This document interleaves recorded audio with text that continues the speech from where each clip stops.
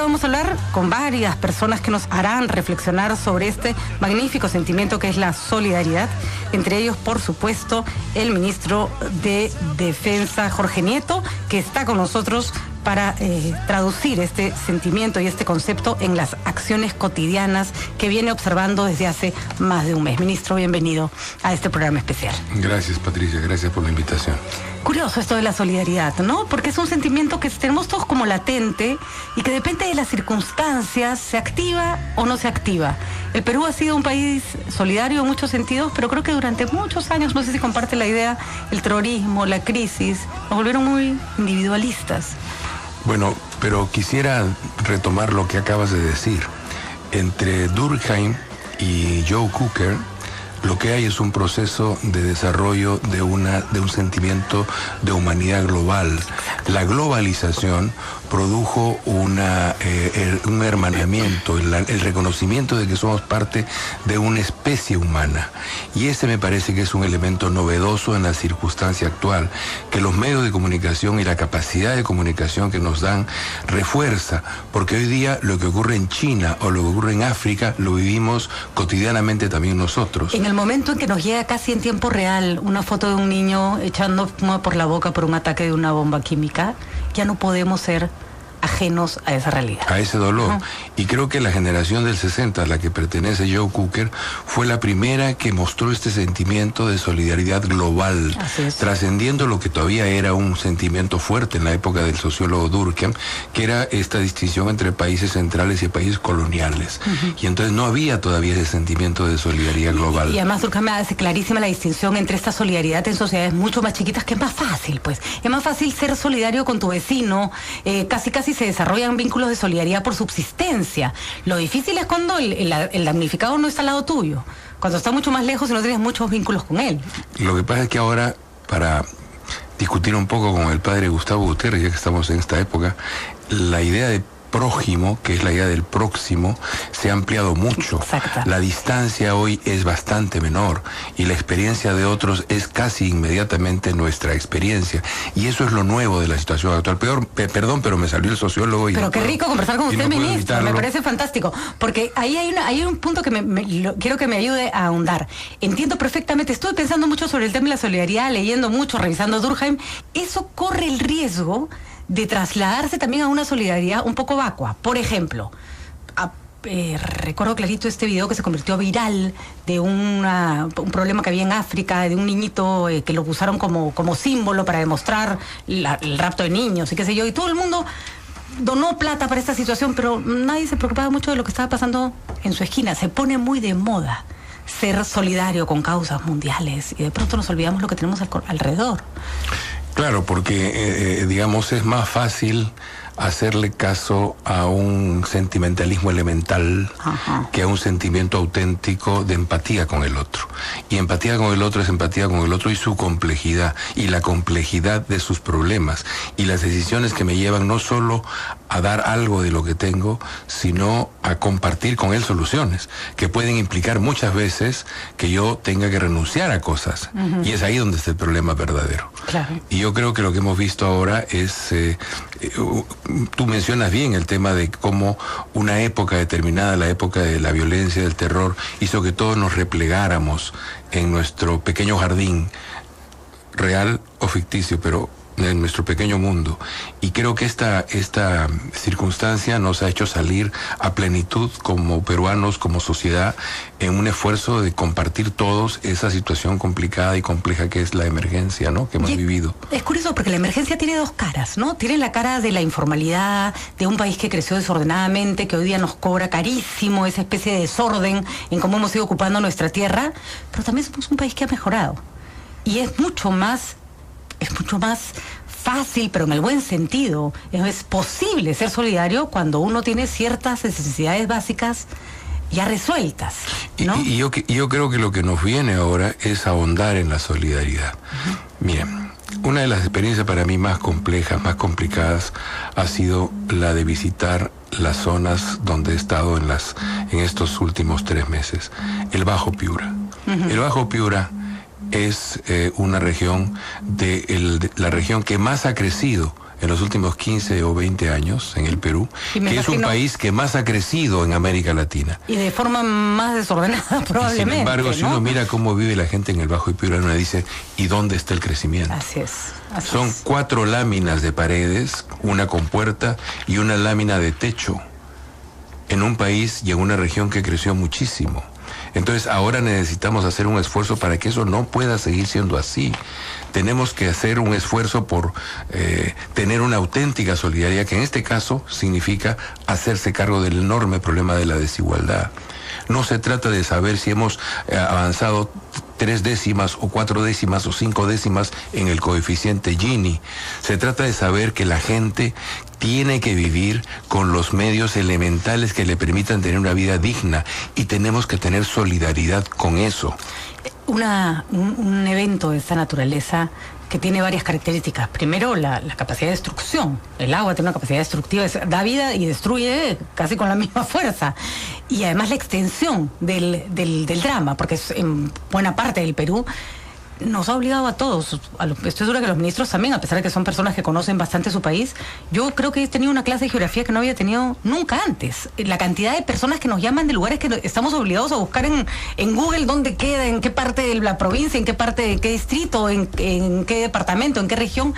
Es impresionante porque nos conecta rápidamente con partes de nuestro país que desconocemos. Así es. Que literalmente desconocemos, y por tanto, si desconocemos, no pueden estar en nuestro universo. Y hoy han aparecido en nuestro universo y han estado con nosotros y hemos estado con ellos. Y eso es lo importante. En el caso nuestro, yo he visto el esfuerzo que han hecho las Fuerzas Armadas, he estado acompañándolas a lo largo y ancho de todo el territorio de la desgracia, y han estado pues no solamente haciendo lo que todos hemos visto, sino más padeciendo la propia emergencia, porque hemos tenido soldados, pero oficiales, un general que está ahora en el hospital con dengue, o sea, han sido parte, digamos, también de la afectación, o casas que han sido destruidas, o instalaciones militares como cuarteles que han sido arrasados también por el agua y que han tenido que ser enfrentadas mientras se enfrentaban prioritariamente la desgracia de la gente. Y al mismo tiempo que esto, Patricia, noticias sensacionales como el nacimiento de Cielo en un helicóptero. Así es. Una niña, hija de una muchacha de 20 años en un distrito de Sechura, que es evacuada por un helicóptero del ejército, que tiene personal de la Fuerza Aérea allí de tipo médico, y que en pleno vuelo la señora da a luz y le pone a su hija el nombre de Cielo, que es realmente conmovedor, y pide que el comandante de la base, un joven oficial muy competente, de apellido Tryon, sea el padrino de esta niña. Maravilla. Me va a permitir, ministro, hacer una pausa. Yo les debo decir que hace varias semanas vengo escuchando al ministro hablar de estas anécdotas y siempre se emociona. Eso quiere decir que a pesar de trabajar en durísimas condiciones, uno siempre tiene espacio para emocionarse por este tipo de cuentos. Cielo. Sí. Porque vino al mundo en el aire. Sí. Qué lindo nombre. En nombre de la Fuerza Aérea te queremos dar unos pequeños presentes, un pequeño ajuar para tu hija, para encontrar un poquito de todo, ropita para tu hija. Bueno, ahí teníamos dos cosas de las que vamos a comentar. Primero, el poema Masa de César Vallejo, llevado a una musicalización preciosa de Huayno, y lo hemos escogido así, en versión Huayno, además, muy peruano, porque creo que la literatura está llena de ejemplos de solidaridad. Ese poema casi es una alegoría de la solidaridad. Un cadáver, ¿no, ministro?, que está ahí echado y se levanta y vuelve a la vida, no por acción de un dios, nadie lo resucita la masa, lo resucitan los demás. Y hablábamos de Cielo, esta niña bella que nace en el cielo. Y nace en el cielo y nace en buenas condiciones porque hubo muchas personas a su alrededor que lo hicieron posible. Cuéntenos un poco lo que ha significado estar en Piura durante todo este tiempo y estar por todo el Perú viendo y además dirigiendo al personal de las Fuerzas Armadas, que debo decirlo, me he quedado absolutamente impresionada y conmovida por su entrega y su trabajo tan humano con la población en todos los lugares donde me los he encontrado. Yo quisiera remarcar esto último que acabas de decir, porque se espera de la Fuerza Armada disciplina, se espera de la Fuerza Armada orden, Incluso se espera de la Fuerza Armada abnegación en el cumplimiento de sus tareas. Pero siempre nos imaginamos que sus tareas son dispararle a alguien, porque las Fuerzas Armadas están para defender al país en guerras, ¿no? O de enemigos, ¿no? Son una institución para la defensa. Así es. Pero lo que no se espera de la Fuerza Armada, y creo que es lo que se ha visto con mucha intensidad en muchas escenas, en muchas imágenes, es el toque de respeto y de cariño por la población. Soldados que han levantado a niños con una delicadeza. La foto del general que está en Piura en la página primera del Comercio cargando un bebé que acaba de ser recuperado. Los muchachos que están sacando a los niños que están aislados allá en la zona de Lambayeque por el desborde del río.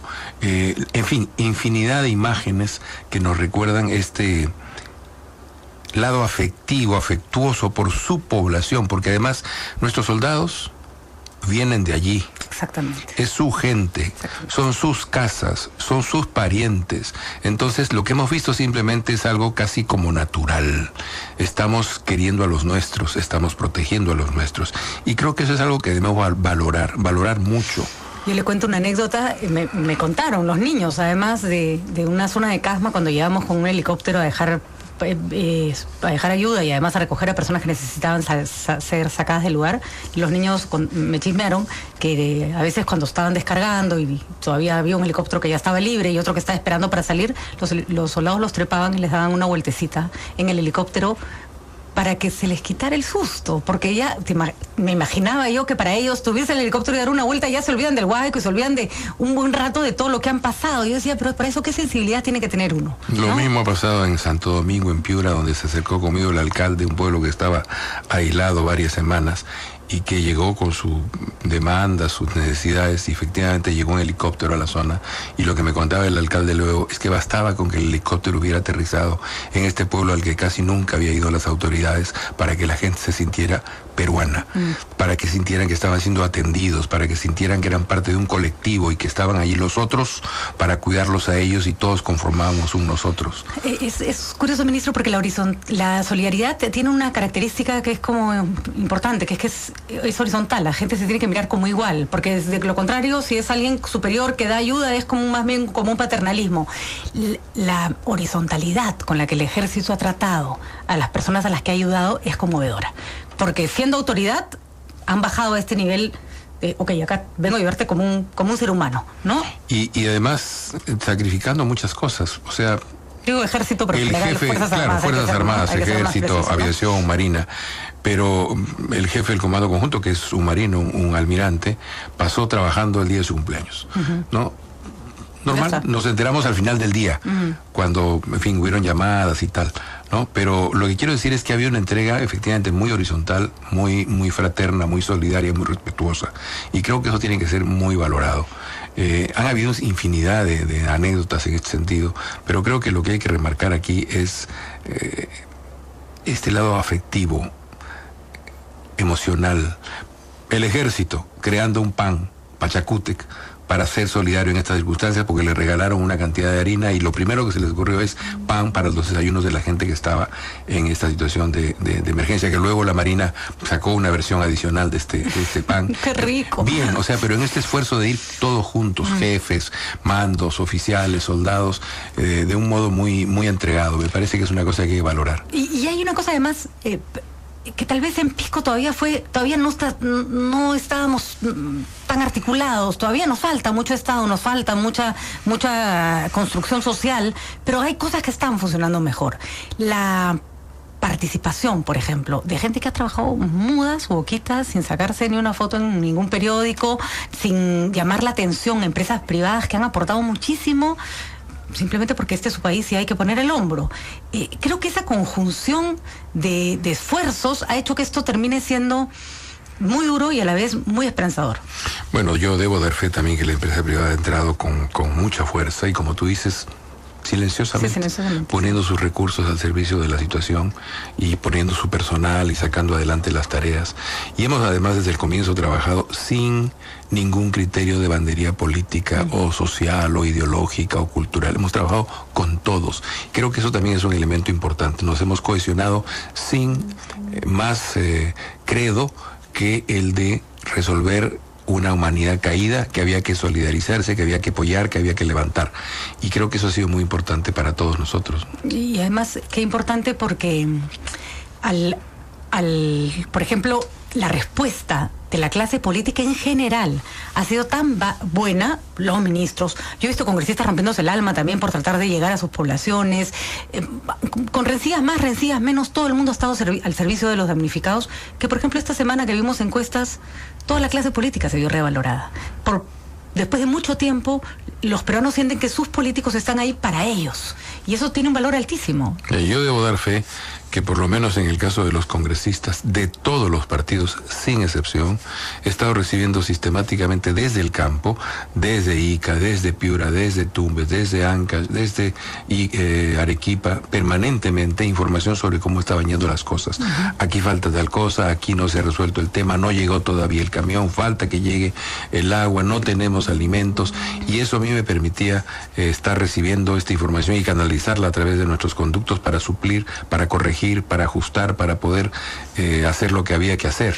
Los congresistas de zonas damnificadas recuperaron el valor de la representación. ¿Qué cosa es la representación sino eso? Hacer de voz de tus ciudadanos, ¿no? Yo espero que esta experiencia nos sirva a todos para mejorar. Yo creo que a lo mejor hemos conquistado un nuevo nivel de conciencia que sería bueno que no perdamos, que sería bueno que la clase política peruana se mantenga en una dimensión humana y estatal, que no caigamos nuevamente en el pequeño rencor, en el lucimiento personal chiquitito, en la rencilla que no tiene importancia, que miremos como hemos mirado, que podemos mirar juntos, largo y lejos. Porque no vamos a dejar de mencionarlo, a mí me parece importante decirlo.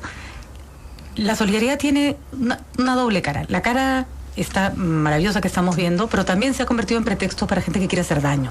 El ejemplo en las redes sociales es clarísimo. ¿Cuántas veces nos han pedido plata por causas que no existen, por ejemplo, ¿no? Usando fotos de niños enfermos para mover una sensibilidad absolutamente fraudulenta para sacar dinero. El mundo está lleno de gente buena y gente no tan buena. Si bien la solidaridad es lo que ha primado, también hay que decir que lo interesante es que estos ejemplos de aprovechamiento han tenido la doble sanción moral que en otros momentos. Hay como más conciencia de que eso ya no se puede permitir, ¿no? Y que se debe sancionar. Fuertemente. No solamente que no se debe, sino que se debe sancionar. Ha habido el caso de un alcalde, me parece que es en Piura, que se descubrió que estaba almacenando víveres de ayuda humanitaria y que se descubrió porque la avenida de agua lo puso en evidencia.